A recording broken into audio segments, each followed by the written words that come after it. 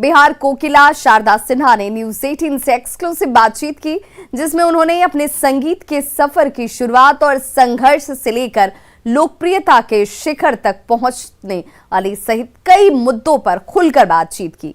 शारदा सिन्हा ने हाल के दिनों में लोक संगीत के स्तर में आई गिरावट पर चिंता जाहिर करते हुए लोक संगीत और संस्कृति को बचाए रखने की अपील की। लखनऊ में शारदा सिन्हा से बात की संवाददाता नीतिका दीक्षित ने। इस वक्त हमारे साथ बिहार की स्वर कोकिला पद्म भूषण शारदा सिन्हा जी मौजूद हैं। शारदा जी, आपका बहुत बहुत स्वागत है न्यूज़ 18 पर। और बहुत बहुत बधाई आपको, लोक निर्मला सम्मान आपको दिया जा रहा है उसके लिए।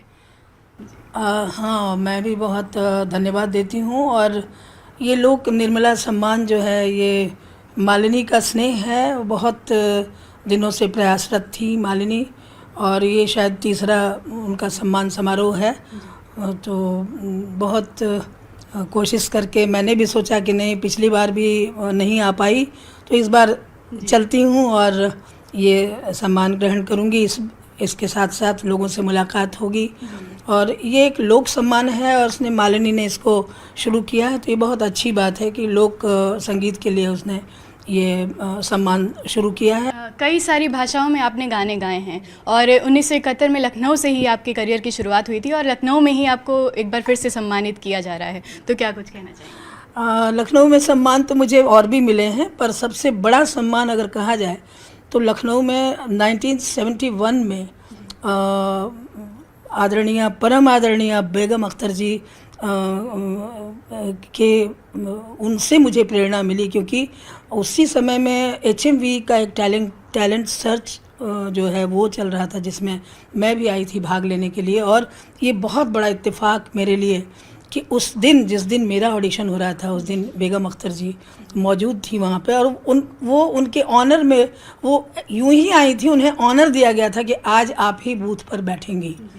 तो और मैं गा रही थी, तो सबसे बड़ी बात है कि उन्होंने मुझे बुला करके बड़े प्यार से उन्होंने हमको कहा कि भाई, आवाज़ तुम्हारी बहुत अच्छी, रियाज़ करोगी तो आगे जाओगी, रियाज़ करो।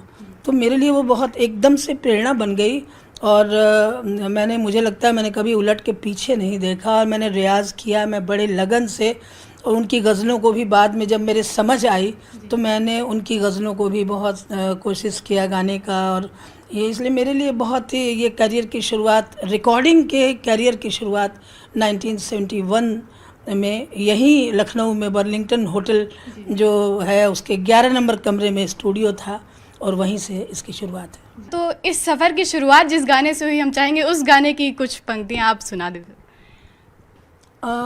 जो सबसे पहले मैंने गाया था वो गाना, मैं एक लाइन वो गाती हूँ।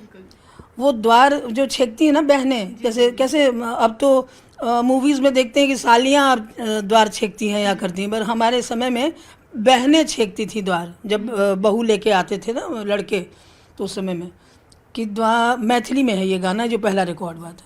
द्वार के छेकाई ने गा पहिले चुकैयो यो दुलरुआ भैया, तब जइहा कोहबर अपन हे दुलरुआ भैया।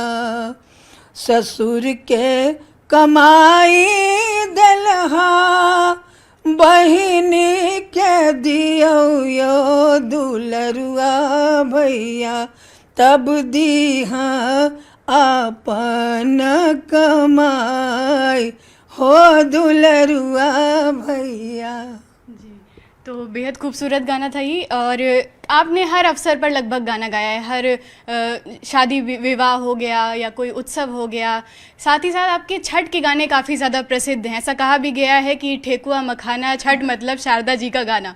तो छठ पर इतना प्यार मिलता है आपको, उसको आप किस तरह से? बहुत, ये मेरी खुशकिस्मती है कि छठ के गीतों में पता नहीं, मुझे ऐसा लगता है इतना ज़्यादा लोग सम्मान करते हैं और इतना प्यार देते हैं छठ के गीतों में। और मैं भी बिल्कुल यूँ तो मेरी ये आदत है कि मैं जिस भी गीत को गाती हूँ उसमें ढल के गाती हूँ, पर छठ के गीत जब मैं गाती हूँ तो मैं खुद ही खो जाती हूँ बिल्कुल। और लोगों का बहुत प्यार और सम्मान वाकई मिला है कि आपके गीत सुनकर ये होता है वो होता है, बहुत तरह की बात है। लेकिन मुझे ये विश्वास है कि हम सब जो साक्षात सूर्य का दर्शन करते हैं तो इस तरह से भगवान का दर्शन और कहीं नहीं होता है जो छठ में होता है। और भगवान सूर्य के, भगवान भास्कर के जो गीत मैंने गाए हैं उनको बहुत प्यार लोगों ने दिया है और मेरे लिए बहुत बड़ा उपहार है, वो बहुत बड़ा सम्मान है। ये मैं बहुत मानती हूँ इस बात को, उस सम्मान से मैं अभिभूत रहती हूँ। तो मैम काफ़ी लंबा सफ़र रहा है, तो इस पूरे सफ़र में आपका फेवरेट कौन सा गाना था? उस गाने की दो पंक्तियाँ अगर आप हमें सुना दें। ऐसा है कि मैं कैसे बता सकती हूँ फेवरेट, तो बहुत सारे गीत होते हैं। अब एक माँ है, उसके तो सभी बच्चे हैं तो सभी फेवरेट ही हैं उसके। बहुत तरह के हैं, जैसे मूवीज़ के गाने हैं वो हैं, या छठ के गाने हैं, या फिर फोक हैं, बहुत सारे हैं। तो छठ का ही कोई एक गीत सुना दीजिए। केलवा के पात पर उगेलन सूरज मल झाके झुके, हे करेलू छठ बरतिया से झाके झुके, हे करेलू छठ बरतिया से झाके झुके। हम तो से पूछी बरतिया बरतिया से किनका लागी, हे करेलू छठ बरतिया से किनका लागी। हम रोजे स्वामी कवने ऐसन स्वामी से उनके लागी, हे करेली छठ बरतिया से उनके लागी। क्या बात है मैम।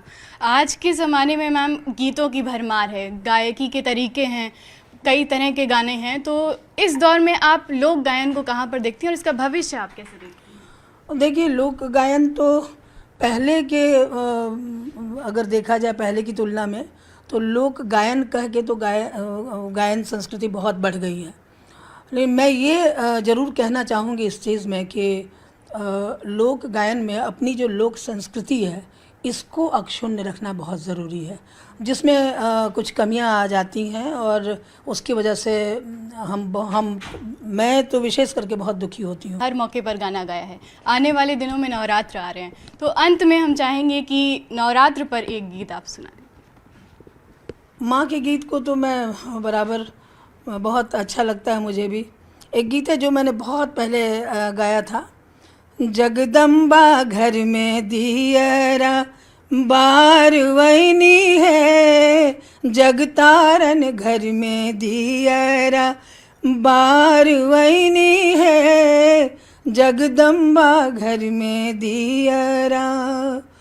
कंचन थार कपूर के बाती, कंचन थार कपूर के बाती, मैया के आरती उतार आईनी है, जगदम्बा घर में दियरा। क्या बात है मैम, हमने आपके गाने तो बहुत सारे सुने थे, लेकिन आज खुद आपसे सुनने का मौका मिला, इसको हम अपना सौभाग्य ही समझते हैं।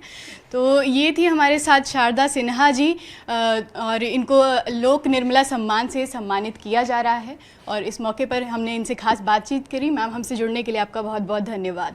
तो इसी तरह से न्यूज़ 18 से जुड़े रहें। नीतिका दीक्षित, न्यूज़ 18।